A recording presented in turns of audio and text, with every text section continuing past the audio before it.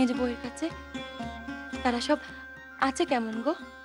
সে ও বাড়িতে সব ভালোই আছে, কিন্তু আমি যা কইছিলাম তা হ্যাঁ রে সেজ বউ, তুই তো ও ছোট ঠাকুরজি, ও বাড়ির সব ছেলেরা বউয়েরা সব কেমন আছে গো?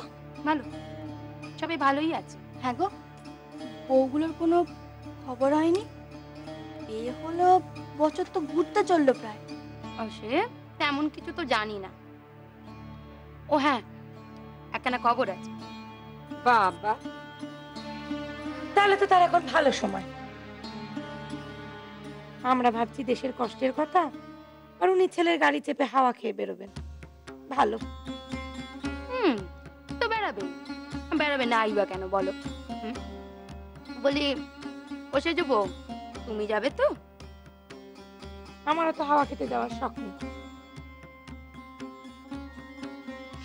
সেই জন্য নাকি গাড়িখানে বিলিতি বলে?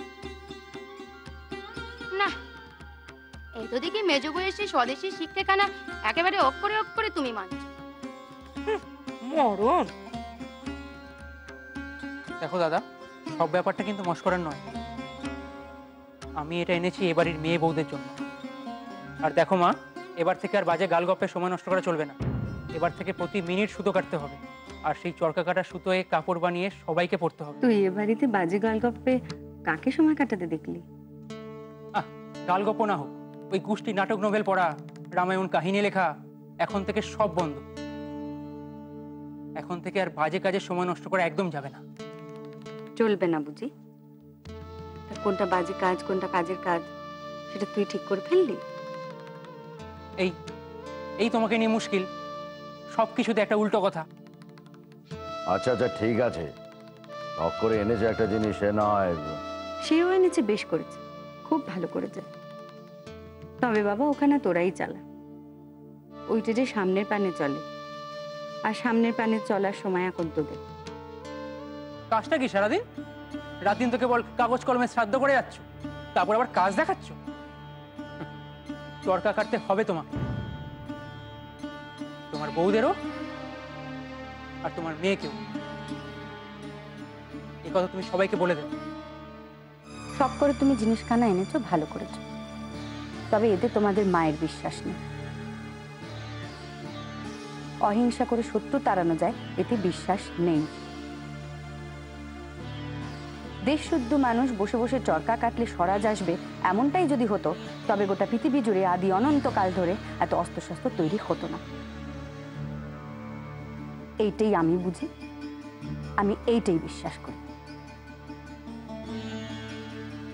দেখলে তো মা ওনাকে কেমন ভাবে বললেন?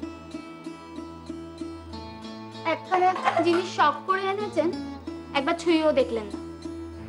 সে ওনার যা ভালো মনে হয়েছে উনি তাই বলেছে। তোকে আর আমাকে তো চরকায় সুতো কাটতে মানা করেনি। তোমাকে আর কি বলবো, তুমি তো মায়ের কোনো কিছুই খারাপ দেখো না। তবে যখন উনি শখ করে এনেছেন, আমি সুতো কাটব, কেউ ব্যবহার করুক না করুক, আমি এবার থেকে রোজ ব্যবহার করব।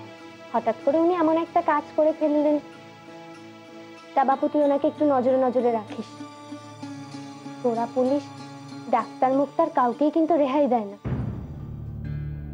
তুই ওনাকে একটু শুধিয়ে দেখিস। এসব স্বদেশী টদেশীতে উনি আবার জুটে যাননি তো? সেসব কিন্তু ভারী ঝামেলার ব্যাপার।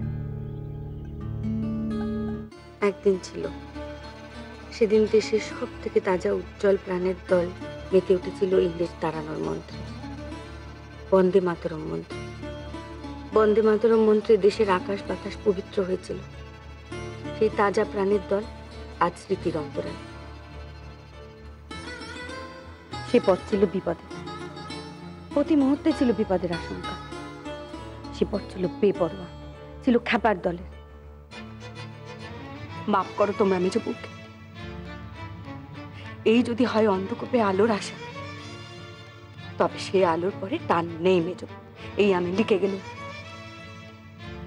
আমার জবাবদিহিতে আমি লিখে গেলুম, সে আলো আমার টানে না।